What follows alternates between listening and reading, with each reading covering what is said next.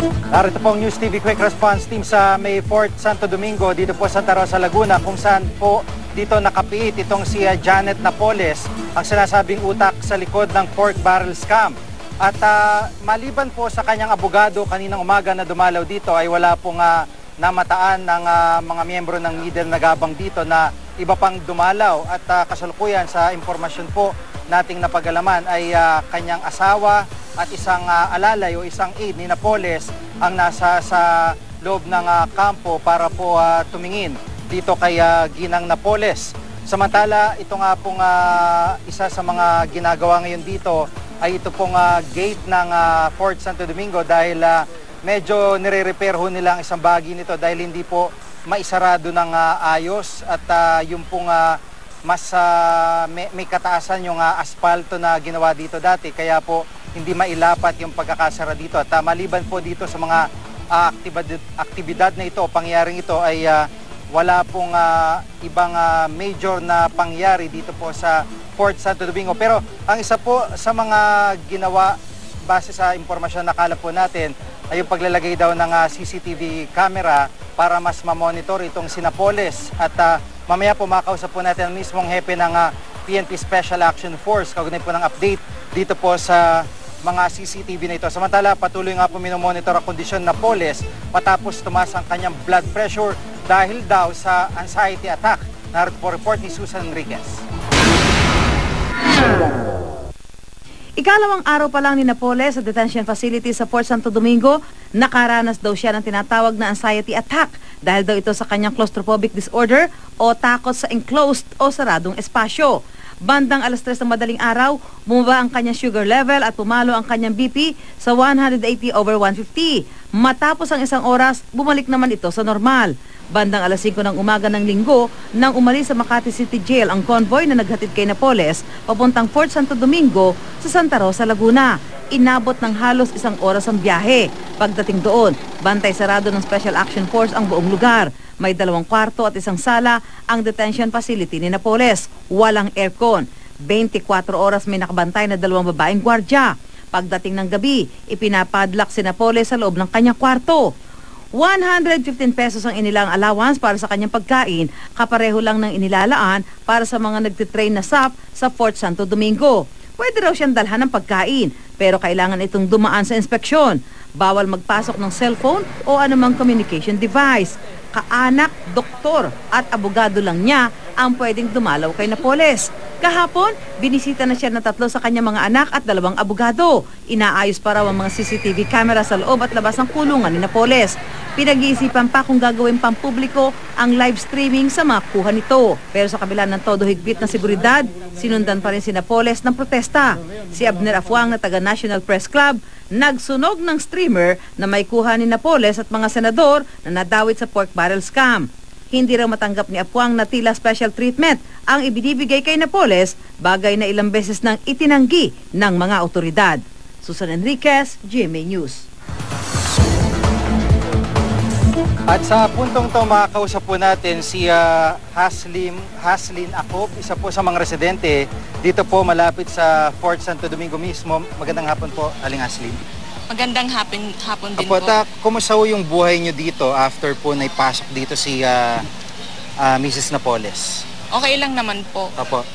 Hindi ba kayo nanibago dito sa parang attention ulit dito sa barangay na binibigay po ng media dito sa na nagkataon po dito yung setup namin? Ay, hindi naman po. Kasi alam naman po natin na hindi nagpapabaya yung kapulisan natin dito, sir. Opo. Opo. So far, maayos naman yung okay naman po. Sitwasyon. Maliban kung may dumarating na VIP, pinagkakaguluhan. Opo, ganun nga po.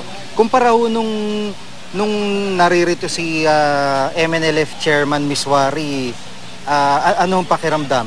Nabanggit nyo kasi nakatira na kayo dito noon. Opo. Wala naman pong kung minsan lang nga po, medyo nakakatakot rin. Bakit po? Kasi maraming mga hindi natin po alam kung may mga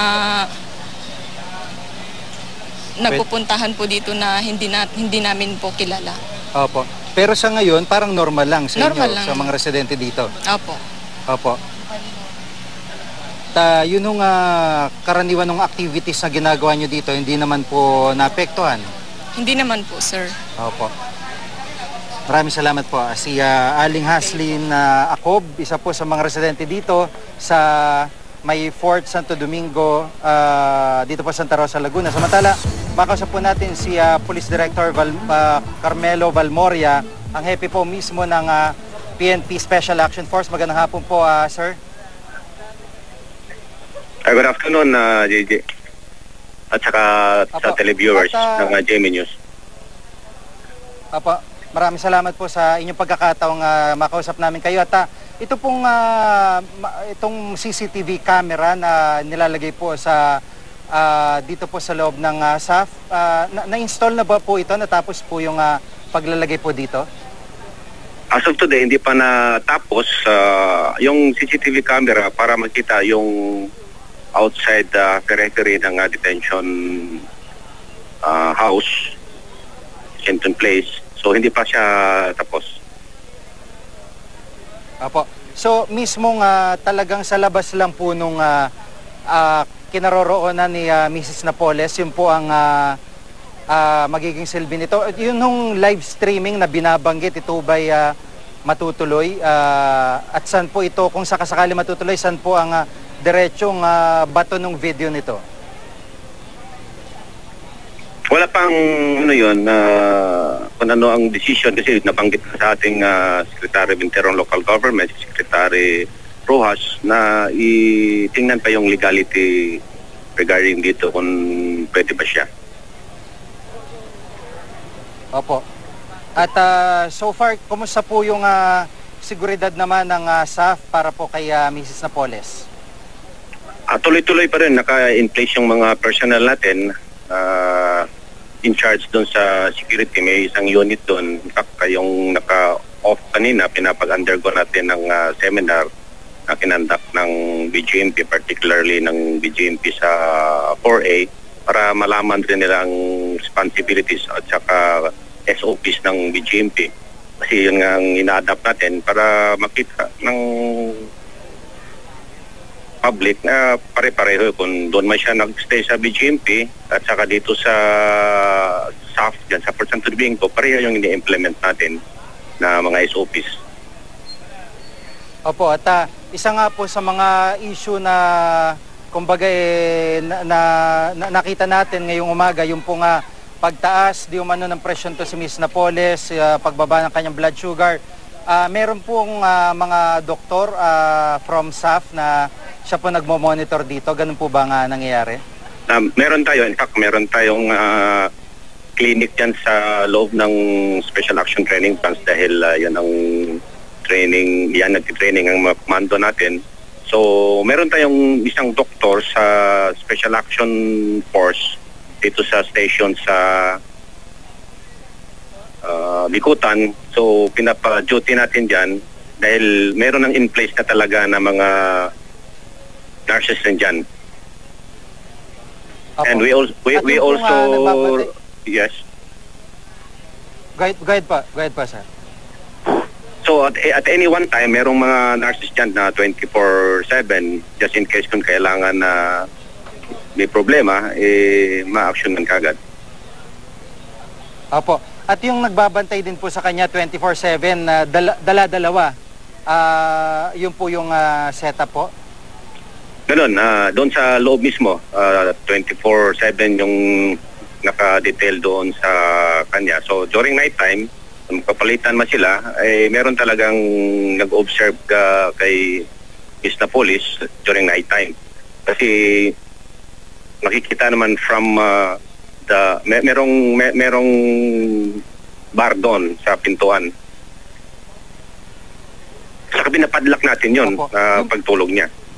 Binubuksan rin natin the following day pag gising na niya, pag gusto niyang lumabas doon sa living room. Opo. Yung pong kanyang asawa na si Jimmy Napoles at yung pong kanyang parang alalay, parang aid po, nakakapasok po ba dito mismo sa parang kinaroroonan niya ngayon o may isang holding area lang po sila? Kanina lang kasi dahil nagkaroon nga ng problema, so pumunta doon, silang nakakaalam rin kung ano yung mga kailangan ni Miss Napoles. Pero after that, pinalabas na namin.